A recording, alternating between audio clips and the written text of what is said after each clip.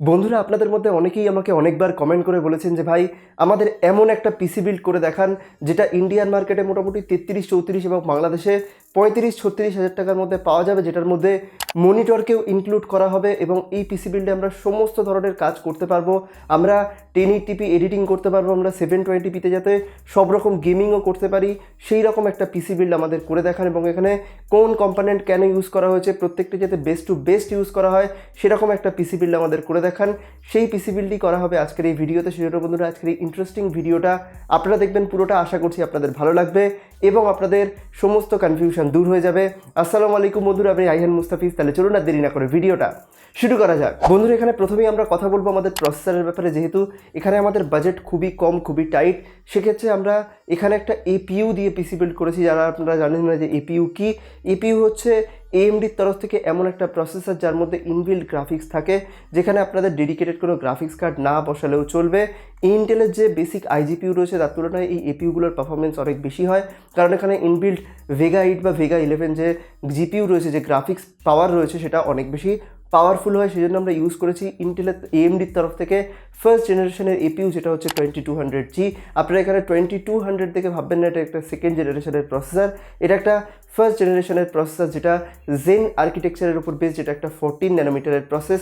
তাছাড়াও এই প্রসেসরে 4টে কোর 4টে থ্রেড রয়েছে, যেখানে মিনিমাম ফ্রিকোয়েন্সি রয়েছে 3.5 থেকে বুস্ট ফ্রিকোয়েন্সি 3.7 গিগাহার্জ অবধি। তাছাড়া এখানে 4 MB এর L3 ক্যাশ রয়েছে। তাছাড়াও এই যে প্রসেসরটা রয়েছে এটা 65 ওয়াটের টিডিপিতে চলে যায় এবং এই যে প্রসেসর রয়েছে এটার মধ্যে কিন্তু প্রসেসরের মানে আমাদের যে সিসিএক্স থাকে তার সঙ্গেই লাগানো রয়েছে গ্রাফিক্স। মানে এখানে আপনাদের সেপারেট করে গ্রাফিক্স কার্ড না লাগালেও আমরা আরামসে ডিসপ্লে পাবো। এবং এখানে যে গ্রাফিক্স রয়েছে সেটা ভেগা 8, মানে এখানে 8টা গ্রাফিক্স কোর কাউন্ট রয়েছে, যেটার বুস্ট ফ্রিকোয়েন্সি 1100 মেগাহার্জ অবধি, যেটা অত্যন্ত ভালো। মানে আপনারা যদি তুলনা করেন ইন্টেলের যে আইজিপিইউ এর থেকে, তার তুলনায় এটার কিন্তু পারফরমেন্স অনেক বেশি ভালো। আপনারা গেমিং করতে চান, ভিডিও এডিটিং করতে চান, বর্তমান দিনে গ্রাফিক্সের ইউজ যেইভাবে বাড়ছে সেই কথা মাথায় রেখে আমরা এই প্রসেসরটা কিন্তু এই পিসি বিল্ডে চুজ করলাম বন্ধুরা। তাছাড়াও এই প্রসেসরটা 2933 মেগাহার্জ অবধি র্যামকে সাপোর্ট করে। তাছাড়াও আমরা যদি ডুয়েল চ্যানেলে কোনো র্যামকে লাগাই সেটাও আমাদের অনেক বেশি পারফরমেন্স দেবে, সেই অনুযায়ী আমরা র্যামকে চুজ করব।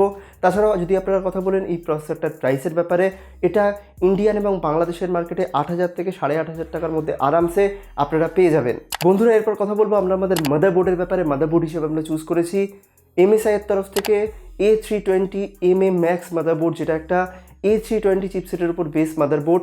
আপনারা এই মাদারবোর্ডটাকে ওভারক্লক করতে পারবেন না, এই প্রসেসরটাকে ওভারক্লক করতে পারবেন না। আপনাদের আগেই বলে দিই, যদি আপনারা ওভারক্লক করতে চান আপনাদের প্রসেসরকে একটু বেশি, সেক্ষেত্রে আপনারা B450 চিপসেটের উপর বেসিক কোনো মাদারবোর্ড আপনারা চুজ করুন, সেক্ষেত্রে আপনারা পারফরমেন্সও একটু বেশি দেখতে পাবেন। কিন্তু A320 এই প্রসেসরের জন্য মোর দ্যান এনাফ যদি আপনারা ওভারক্লক না করে থাকেন।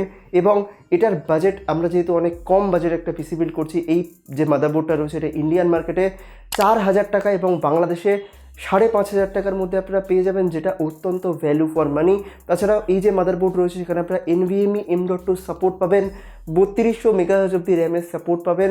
তাছাড়াও এটার যে VRM রয়েছে, যে হিটসিঙ্ক রয়েছে, সেটাও এই বাজেটে অত্যন্ত ভালো ভ্যালু আপনাদের অফার করে দেবে বন্ধুরা। এরপর কথা বলবো আমরা আমাদের র্যামের ব্যাপারে। আপনাদের এই পার্টটা একটু ভালোভাবে বোঝানো দরকার, কারণ এখানে আমরা র্যাম ইউজ করেছি 8GB এর দুটো স্টিক, এটার তরফ থেকে D30, যেটা 3500-3600 টাকা করে পার হেড পড়বে, মানে দুটোর দাম মোটামুটি 7,000 টাকার মতো পড়ে যাবে।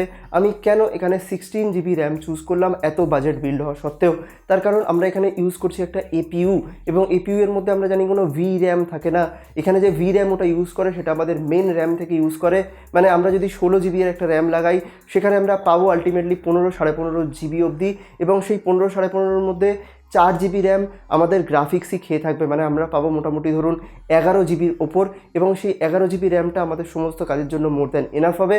কিন্তু আমরা যদি একটা 8GB এর র্যাম লাগাতাম সেখানে আমরা 4GB ম্যাক্সিমাম ইউজ করতে পারতাম নর্মাল র্যাম হিসেবে, কারণ সেখানে 4GB অবধি র্যাম কিন্তু আমাদের জিপিইউ খেয়ে থাকে, কারণ ওটা একটা জিপিইউ, এটা কোনো গ্রাফিক্স কার্ড নয়। এখানে আপনারা এক্সটার্নাল কোনো VRAM পাবেন না, এখানে যে VRAMটা থাকে সেটা কিন্তু আমাদের র্যামের মধ্যে থেকে ইউজ হয়। তাছাড়াও এই র্যামটা 3000 মেগাহার্জের উপর বেস। এখানে যেহেতু প্রসেসরটা 2933 মেগাহার্জ অবধি সাপোর্ট করে, সেজন্য 3000 মেগাহার্জ মোর দ্যান এনাফ। তাছাড়াও আমরা আমাদের যেহেতু মাদারবোর্ডে দুটো র্যাম স্লট রয়েছে, সেজন্য আমরা দুটো র্যাম স্লটেই 8 জিবি 8 জিবি 16 জিবি লাগিয়ে ফেললাম। যদি আপনারা 4 জিবি দুটো 8 জিবি লাগান, কারণ ডুয়েল চ্যানেলে আমাদের র্যামটা লাগাতেই হবে। ডুয়েল চ্যানেলে লাগালে আমরা অনেক র্যামের পারফরমেন্স অনেক বেশি পাবো। সেক্ষেত্রে আমাদের ডুয়েল চ্যানেলে যেহেতু লাগাতে হবে, আমরা সেহেতু একটা 8 জিবি বা দুটো 4 জিবি না লাগিয়ে আমরা দুটো 8 জিবি লাগালাম, যেটা আমাদের ওভারঅল পারফরমেন্স অনেক স্মুথ করে দেবে। বন্ধুরা, এরপর কথা বলবো আমরা আমাদের স্টোরেজ সলিউশনের ব্যাপারে। যেহেতু আমরা একটা ওভারঅল বাজেট পিসি বিল্ড করছি, কিন্তু তা সত্ত্বেও বর্তমান দিনে এসএসডি কিন্তু আপনাদের জন্য মাস্ট। আপনারা যদি হার্ড ডিস্ক নাও লাগাতে পারেন, যদি কম দামি কোনো প্রসেসর নিতে হয় সেটাও নিয়ে নিন, কিন্তু এসএসডি হচ্ছে মাস্ট। এটা আমি আলাদা করে ভিডিও বানিয়ে অনেকবার বুঝিয়েছি। সেজন্য আমরা চুজ করেছি একটা এসএসডি এবং 240 জিবি এসএসডি। বর্তমানে যদি আমরা কোনো পিসি বিল্ড করি, সেটা যদি স্টার্টিং করতে চাই, সেজন্য 240 জিবি আমাদের মিনিমাম রেকমেন্ডেড। 120 জিবি এসএসডি আমি বারণ করেছি। সেজন্য আমরা চুজ করেছি আমাদের অত্যন্ত পপুলার WD এর তরফ থেকে WD গ্রিন 240 জিবি এসএসডি, যেটা ইন্ডিয়ান এবং বাংলাদেশের মার্কেটে 3000 থেকে 3200 টাকার মধ্যে আরামসে পেয়ে যাবেন, যেটার ওভারঅল পারফরমেন্স দুর্দান্ত। আপনারা যদি চান পরে একটা হার্ড ডিস্ক 1 TB বা 2 TB আপনাদের প্রয়োজন অনুযায়ী অ্যাড করতে পারবেন। এবং আপনাদের যদি বাজেট কিছুটা বেশি হয় সেক্ষেত্রে আপনারা NVMe M.2 SSD লাগাতে পারবেন। কিন্তু আমরা একটা NVMe M.2 আপাতত লাগালাম না, বা নর্মাল M.2 SSD লাগালাম না, NVMe স্লটটা খালি রাখলাম, কারণ আপনারা চাইলে পরে ওখানে একটা NVMe M.2 লাগাতে পারবেন এবং এই এসএসডিটা আপনাদের স্টার্টিং পারফরমেন্স খুব ভালো দিয়ে দেবে। বন্ধুরা, এরপর কথা বলবো আমরা আমাদের PSU বা পাওয়ার সাপ্লাই ইউনিটের ব্যাপারে। আমরা PSU হিসেবে চুজ করেছি অত্যন্ত পপুলার কুলার মাস্টারের তরফ থেকে 450 ওয়াটের হোয়াইট সার্টিফাইড PSU। আপনারা কোনো 80+ হোয়াইট সার্টিফাইড যে কোনো PSU চুজ করুন। আপনাদের বাজেট অনুযায়ী আপনারা কর্সেয়ার নিতে পারেন, আপনারা কুলার মাস্টারও চুজ করতে পারেন। এই পিসি এর জন্য অনেক কম ওয়াটেজের 300-350 ওয়াটের PSU হলেও চলে যেত, কিন্তু আমরা ফিউচার প্রুফিংয়ের জন্য ইন ফিউচার যদি কোনো গ্রাফিক্স কার্ড আপনারা লাগান বা কোনো ধরনের প্রসেসর যদি চেঞ্জ করেন, কারণ A320 মাদারবোর্ড আপনারা নেন বা যদি আপনারা B450 মাদারবোর্ড নেন, আমরা জানি AMDর প্ল্যাটফর্ম হচ্ছে অনেকটা ভার্সেটাইল। আপনারা যদি গ্রাফিক্স কার্ড বা প্রসেসর পরে আপডেট করতে চান বা পরে যদি আপনারা কোনো গ্রাফিক্স কার্ড লাগাতে চান, সেক্ষেত্রে 450 ওয়াটের PSU আপনাদের দিয়ে আরামসে কাজ চলে যাবে। সেজন্য আমরা ফিউচার প্রুফিংয়ের জন্য 450 ওয়াটের PSU নিলাম এবং এটা অবশ্যই যেন 80+ সার্টিফাইড হয়। মিনিমাম হোয়াইট সার্টিফাইড হলেও চলবে, যদি ব্রোঞ্জ হয় সেক্ষেত্রে তো কথাই নেই। এই PSUটার দাম আপনারা ইন্ডিয়ান মার্কেটে 2500-2600 টাকা এবং বাংলাদেশে 3000 থেকে 3200 টাকার মধ্যে আরামসে পেয়ে যাবেন, যেটা আপনাদের অত্যন্ত ভালো পারফরমেন্স দেবে। আপনারা যদি কোনো কম দামের সার্কেল টাইপের কোনো একটা চাইনিজ ব্র্যান্ডের PSU নেন, সেক্ষেত্রে আপনাদের বিভিন্ন ধরনের ব্লু স্ক্রিন ইস্যু বা বিভিন্ন ধরনের সমস্যা দেখা দিতে পারে। আপনারা যখন গেমিং করবেন, ভিডিও এডিটিং করবেন, নর্মাল টাস্ক করবেন, ভালো PSU কিন্তু আপনাদের কম্পিউটারে থাকা অত্যন্ত জরুরি। বন্ধুরা, এরপর আমরা কথা বলবো আমরা আমাদের ক্যাবিনেটের ব্যাপারে। ক্যাবিনেট হিসেবে আমরা ইউজ করেছি চিপট্রনিক্সের তরফ থেকে X410B। আপনারা চাইলে যে কোনো 2000 টাকার মধ্যে ক্যাবিনেট ইউজ করতে পারেন। এই ক্যাবিনেটটা ইন্ডিয়ান এবং বাংলাদেশের মার্কেটে 2000 টাকার মধ্যে আরামসে পেয়ে যাবেন, যেটা একটা মিড টাওয়ার ক্যাবিনেট এবং এটার মধ্যে আপনারা মাইক্রো ATX, মিনি ATX মানে যে কোনো ধরনের মাদারবোর্ড আরামসে লাগাতে পারবেন, কারণ যেহেতু এটা একটা মাইক্রো ATX মাদারবোর্ড, যে মাদারবোর্ডটা আমরা চুজ করেছি সেই মাদারবোর্ডটাও এই ক্যাবিনেটের উপর আরামসে সাপোর্ট করে যাবে। কিন্তু আমি ক্যাবিনেটের ব্যাপারটা আপনাদের উপর পুরো ছেড়ে দিই।